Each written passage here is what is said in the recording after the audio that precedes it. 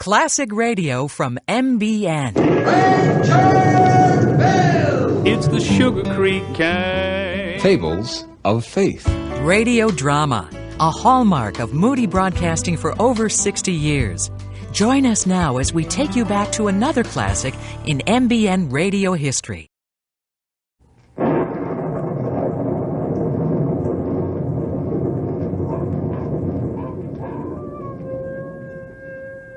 Ranger Bill! Warrior of the woodland!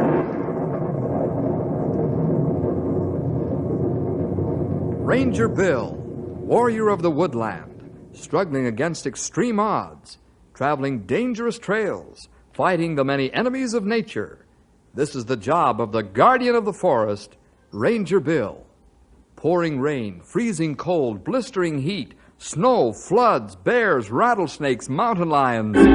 Yes, all this in exchange for the satisfaction and pride of a job well done.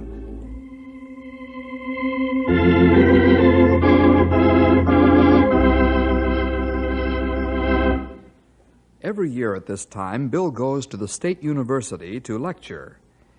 Bill's lecture is given to the student body as a whole, but it's directed toward those studying geology and anthropology. The lecture is on the science of staying alive in the mountains and forests. You see, many of the students go into the mountains and forests to gather material firsthand under the leadership of competent guides and with the rangers constantly checking on their well-being. What Bill is trying to do is prevent the isolated adventurers from going out into the wild country and becoming casualties because they haven't the knowledge of survival. Say, we'd better perhaps get into our story. This one is called Fossil Canyon.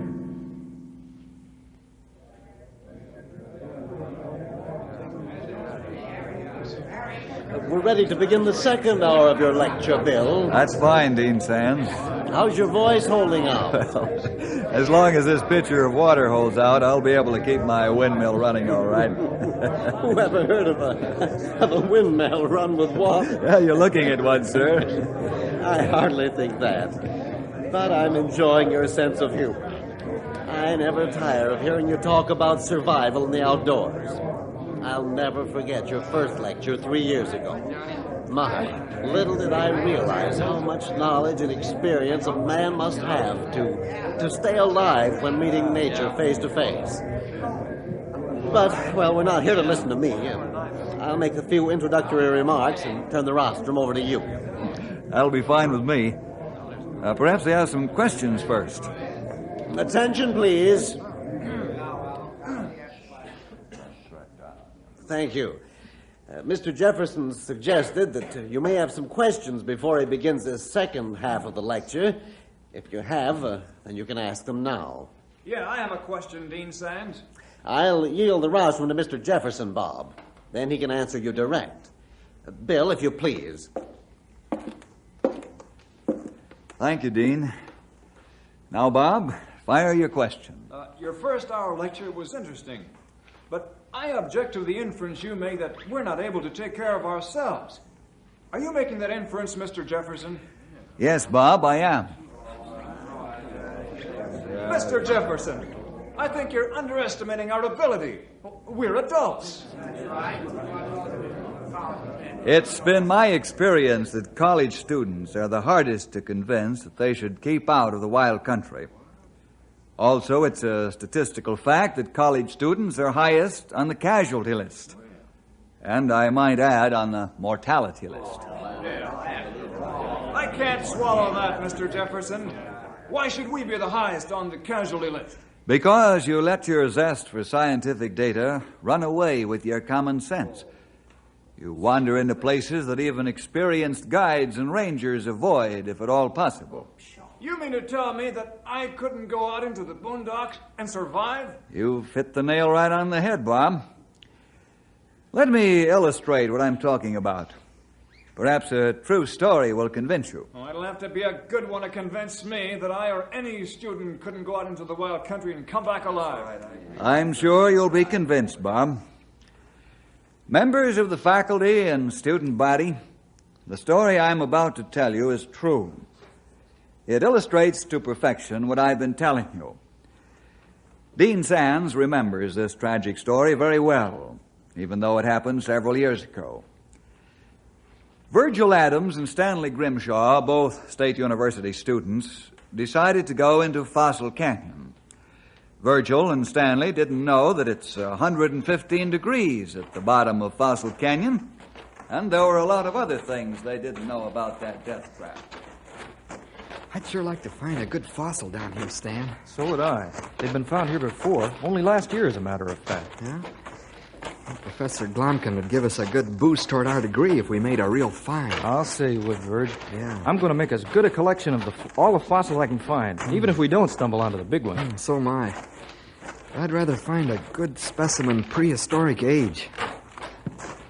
Hey, we're only halfway down to the bottom of the canyon. Let's step it up and get down there before it begins to get dark. Then we can do some work. Yeah, that's what I was thinking. Let's go.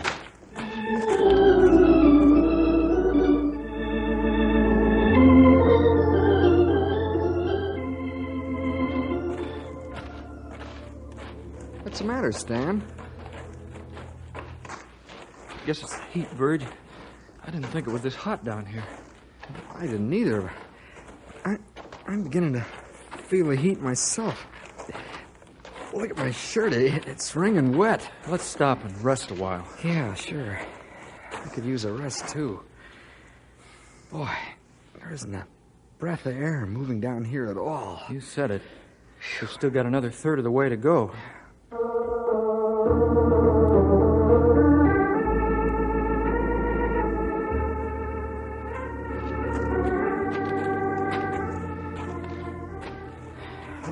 Let's stop. I'm really getting sick. Yeah, well, let's try to make the bottom. Then we'll rest a long time. It isn't far. I don't know if I can make it, but I'll try. Man alive, it's miserably hot down here. I'm beginning to feel lightheaded. Let's stop and leave our packs and gear here. Maybe that'll help. Okay.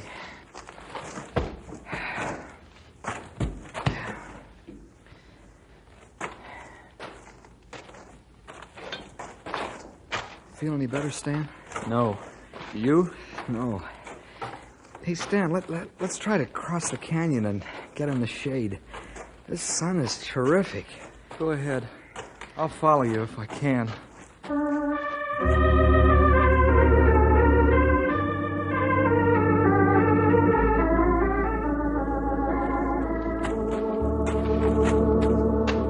Verge, I can't make it. I'm gonna faint. Verge, do you hear me? I hear you, Stan. You gotta make the shade.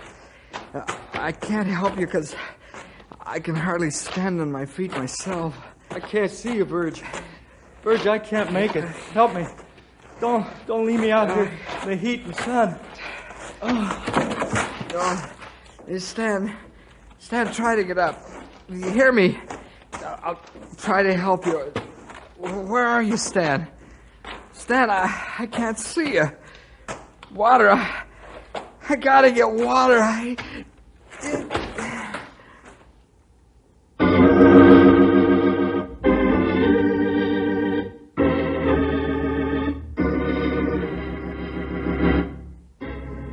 Virgil and Stanley made many mistakes on their trip to Fossil Canyon. The reason Virgil couldn't see Stanley was that Stanley had fallen behind a large rock. It had also fallen into quicksand. Real quicksand. He was never seen again.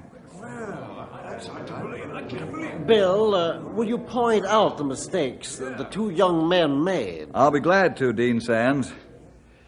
First of all, Virgil and Stanley never should have entered the canyon in the heat of the day. They should have waited until sunset, or early in the morning is even a better time.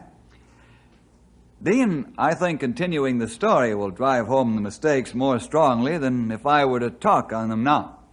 Perhaps you're right, Bill. Do as you wish. Thank you. My rangers and I were at our headquarters when we found out about this whole thing. You want me to get the phone, Bill? Thanks, pal, but I'll take it. Okay, it's probably for you anyhow. Hello, Ranger Headquarters. Bill Jefferson speaking.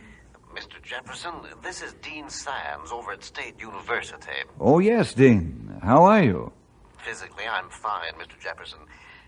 Mentally, I'm worried. Oh, is that right? What's on your mind? One of our students, Virgil Adams, is missing. He hasn't returned as scheduled. When was he supposed to be back, Dean? Yesterday morning. Well, perhaps he'd been delayed somewhere and couldn't get word to you. You've spoken more truth than fiction, my friend. What do you mean? Well, his classmates say that he told them he was going to Fossil Canyon. Fossil Canyon? What's the matter, Mr. Jefferson? Why, we just brought out the remains of a human being from Fossil Canyon 3 days ago. The week before that, we lugged out another. This could be tragic. I'm glad I called you. Will you please check the canyon for Virgil Adams? We most certainly will. I'll call you as soon as we know something definite.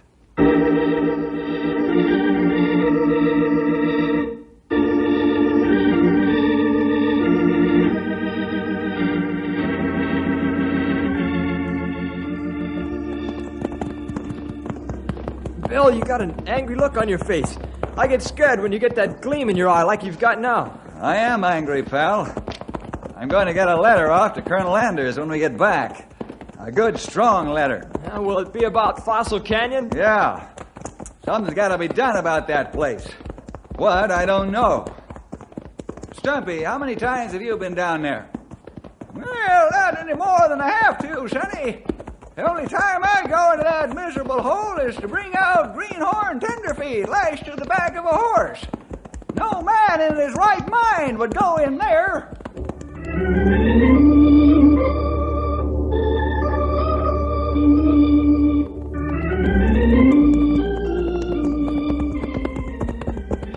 Here's the canyon rim. Let's hold it up, fellas. Oh, Storm. Oh, boy. Now scan the canyon floor with your glasses. You might see, Virgil, and save time. That's plenty a good idea. Yeah, there's lots of rocks and boulders down there that could hide him. You said a mouthful there, Sonny. But as big as the canyon is, we might spot something that'll tell us where he's at. Well, I don't see anything. How about the rest of you? I can't see anything but rocks and more rocks. That goes for me, too. Lots of rocks, but no human being. You spotted something, Grewal? There. Vulture flying over top of canyon. Oh, yes, I see him, too. Look to your rifles, fellas. We got to keep these terrible birds off the ground. If you see him dive, then open fire. No, boy, you said it, Bill. Those birds give me the shivers. They only fly around the dead. Let's go! Get him up. Come on, Matuli! Let's take it easy going down, fellas. When we get to the bottom, we'll stop and rest before going on. It's 115 degrees down there.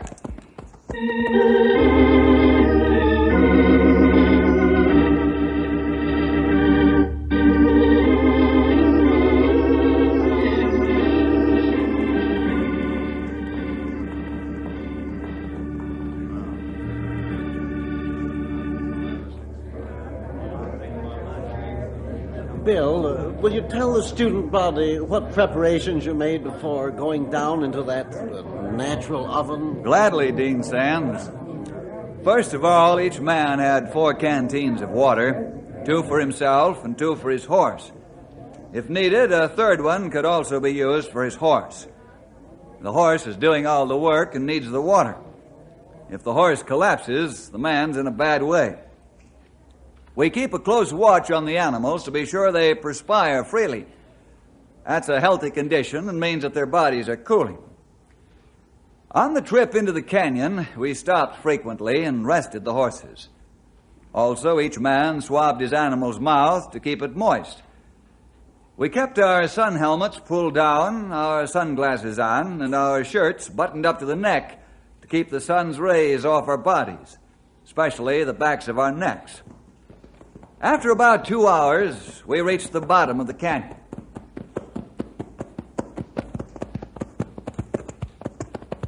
Oh, it's hot here. Yeah, man, alive. Real This wet. heat is murderous. That's putting it mildly, pal. Let's hold up, fellas. Okay, easy boy. Oh, boy. Loosen the cinch straps and give the horses a chance to relax a bit before we go on. You better give them a small amount of water, too. Okay, Bill. You pour the water, Henry, and I'll hold this here bucket. All right, Stumpy. Yeah, just a little bit now, Henry. You only need enough to wet their mouths and throats. We'll give them a good drink after dark. How's that? Yeah, just dandy.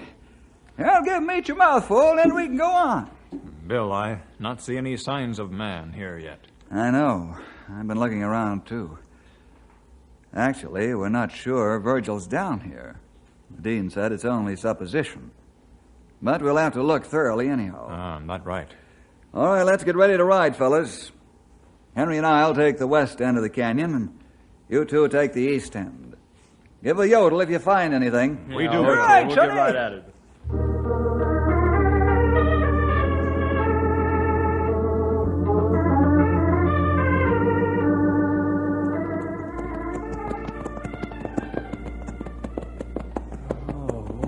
Sure is hot down here. I'm really beginning to feel it. Take a drink of water, pal. Not too much. You'll get a waterlogged feeling, which isn't good. Just enough to keep your body from dehydrating. Oh, okay, Bill. Let's ride a long way to the west end. There's another trail leading into here. Virgil may have come down it. Okay. How do you feel now? Oh, much better. That's fine. Keep a sharp eye out for anything that belongs to a man.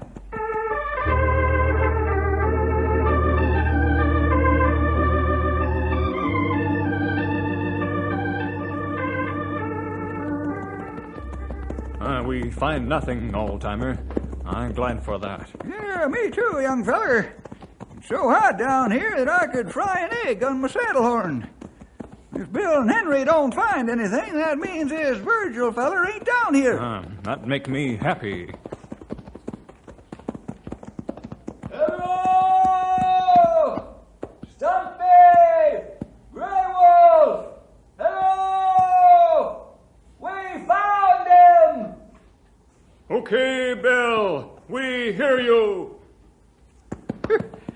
Guess we talked too soon, Grey Wolf. Not what I'm afraid of.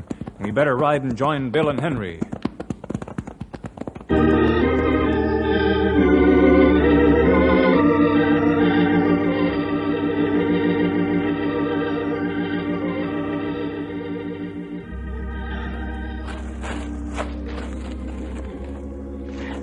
He in plenty bad shape. Almost I'll say he is. Another hour it'd be all over. Let's get him into the shade and give him first aid, fellas.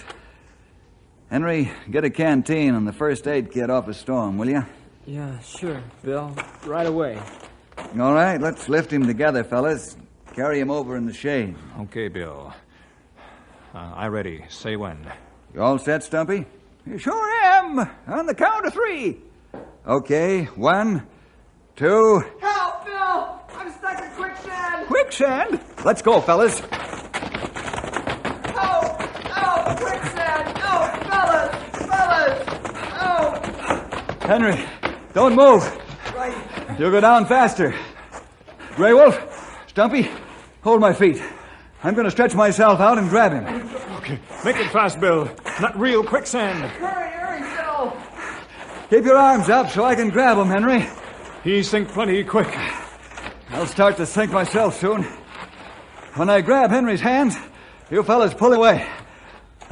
I'll have to hold my breath because my face will be in the sand. We do that. Couple of inches more, Bill. There, you got him. Gotcha! Hold tight. We're going to pull you out. Pull, Stumpy, pull. Going out, fellas! Pull harder! Hey, I'm free!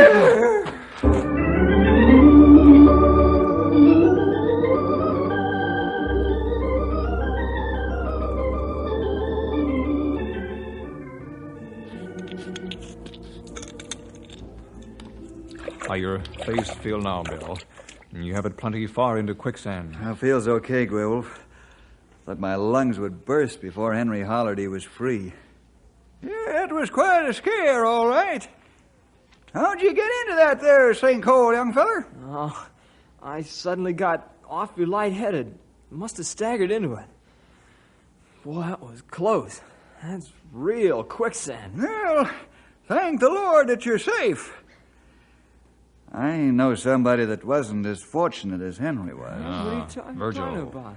I'm not talking about Virgil, fellas. Hey, you mean there was another man and he fell into the quicksand? Yeah, that's what I mean, pal. Boy, Who this? Well, how'd you find this out, young feller? Yeah, how come you didn't say something about it before? Yes, Bill. Well, I wasn't sure for a while.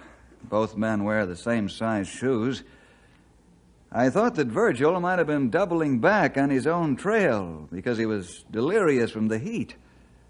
Then I found definite trail signs that there were two men. Not very tragic. One of them died in quicksand. Yes, it is tragic, Grey Wolf. He must have wandered into the death pit. But we can't worry about him right now. We've got to get Virgil out of here and get him to Knotty Pine Hospital.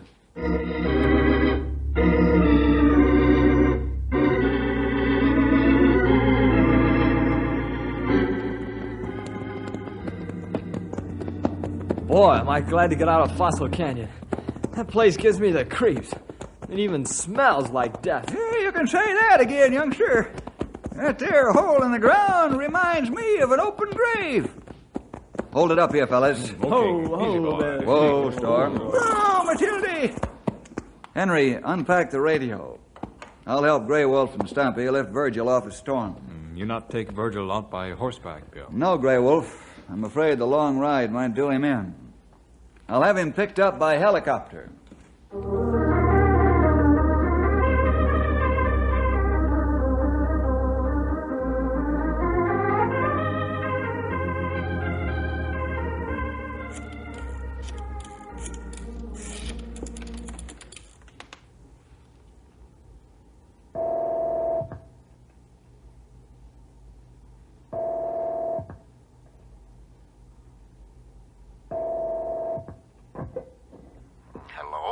Sam speaking.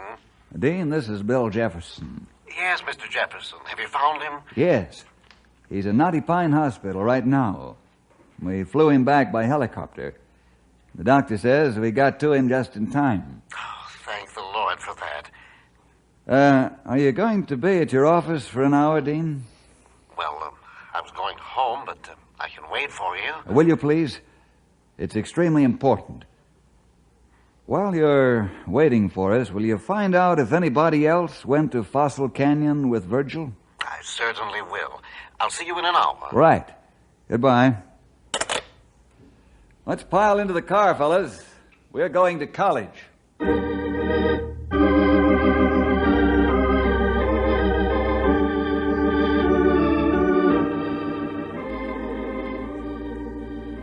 That's the story up to date, Dean Sands.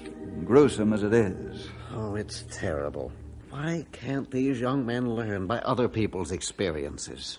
We didn't take time to check for more evidence as to the identity of the other man because I was primarily concerned with saving Virgil's life. Yes, I understand, Bill. I began checking carefully after you called, and I find that Stanley Grimshaw is missing. Oh? Whether or not he went with Virgil can't be determined. Thanks, Dean. We'll check with the hospital and let you know what we find. Perhaps we can talk with Virgil.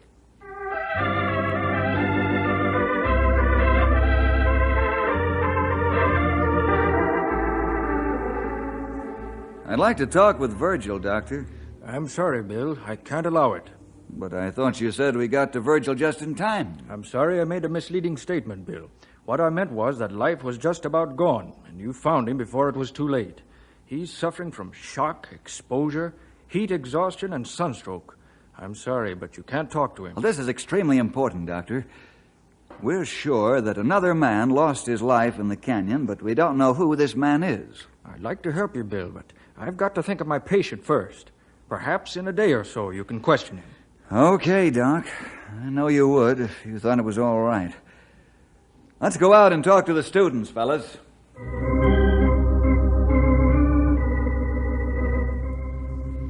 Say, young feller, can you tell me if Stanley Grimshaw hung around with Virgil Thompson? Well, they're friendly, Ranger. I'd say they palled around together. Did Stanley say anything to you about going to Fossil Canyon? Well, no, he didn't. He's my roommate, too. However, I went home over the weekend. Professor, you hear anything about Stanley and Virgil going to Fossil Canyon together? I don't recall hearing anything about that, Ranger. If I did, I would have warned them against going through with it.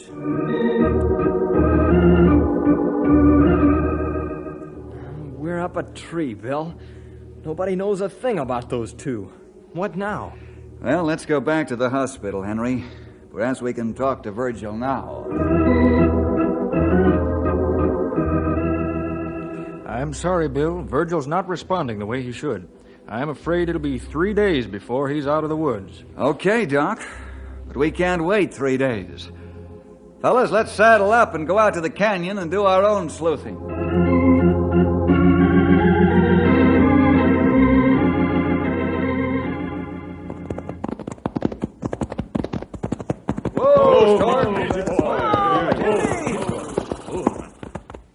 Well, Virgil and Person X had horses when they got here, fellas. That's right, Sonny. But they let the horses get away.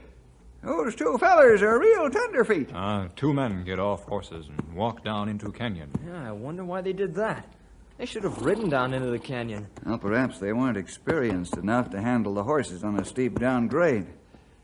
Let's ride down and watch for some of their gear along the way.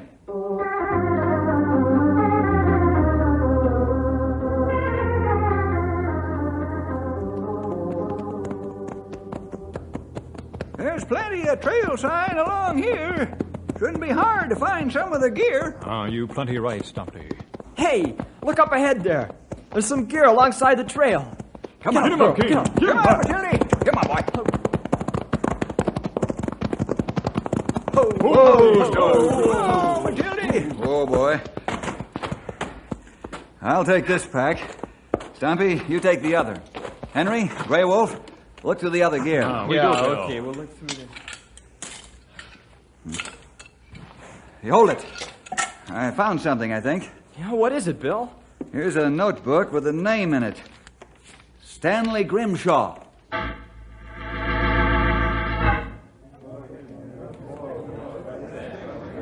Bob, I hope you and your fellow students are now convinced that it takes knowledge and experience to survive out in the wild country.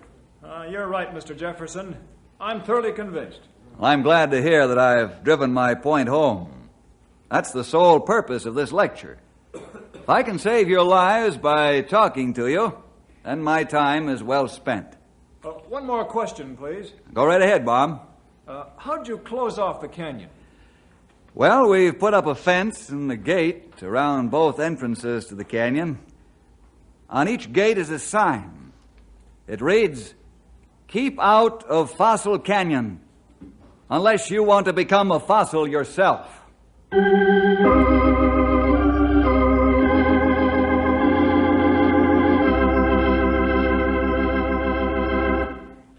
That's really sound advice, Bill. Certainly the students of State U should learn from their classmates' tragic experiences. I know that I wouldn't go into Fossil Canyon if I was paid to do it. See you next week for more adventure with Ranger Bill!